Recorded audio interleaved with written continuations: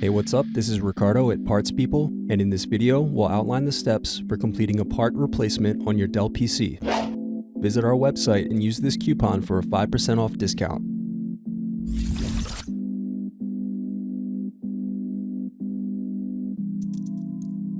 First, unscrew and remove bottom cover access door.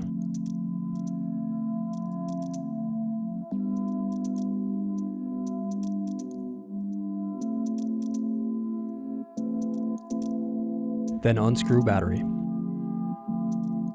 Now remove and unplug battery.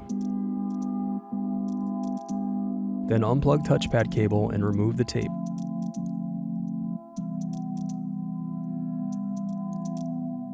Now remove screws and turn over the laptop.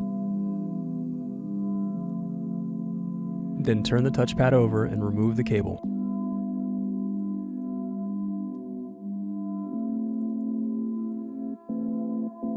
Thanks for watching. Don't forget to like and subscribe if you enjoyed this video. And if you need more, check out this playlist to watch other tutorials for your laptop. You can also click here to find parts for your laptop at partspeople.com.